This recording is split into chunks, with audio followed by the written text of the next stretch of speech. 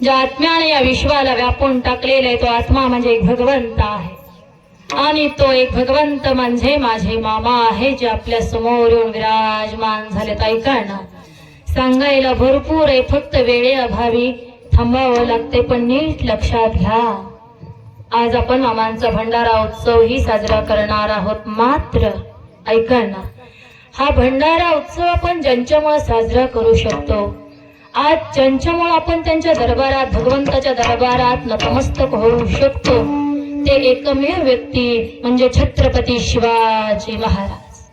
उद्या महाराजांची जयंती आहे. माई बापा, महाराजांचं नाव घेतलं की आम्हाला एकच आठवतं, ते म्हणजे शिवगर्जना. बरोबर आहे ना? जरा आवाज आस्ते कदम, आस्ते कदम.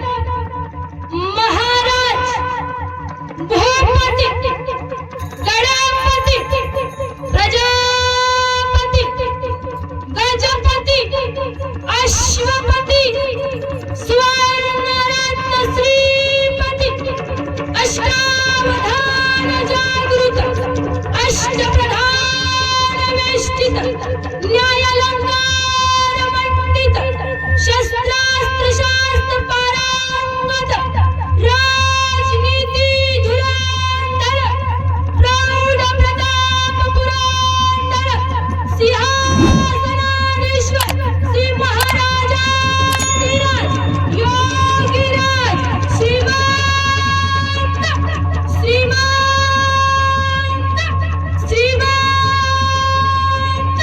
छत्रपती शिवाजी महाराज की, धर्मवीर संभाजी महाराज की, धर्मनाथ गणपती बाप्पा. माई बापा, असं महाराजांसारखं रत्न ज्यांनी आम्हाला दिलं त्याची जाऊ आई साहेब आहे.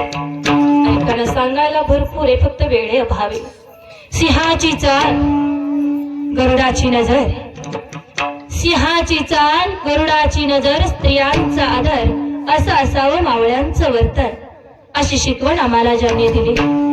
वयाच्या 16व्या वर्षी रायरेश्वराच्या मंदिरामध्ये स्वराज्य स्थापनेची शपथ घेऊन स्वराज्य स्थापनेला सुरुवात केली. अरे स्वतः जगदंबेने स्वतःच्या हाताने ज्यांना तलवार दिली असे छत्रपती शिवाजी महाराजांसारखं रत्न या जगाला ज्यांनी दिलं ते जिजाऊ आई साहेब, त्यांच्या चरणी कोटी कोटी प्रणाम.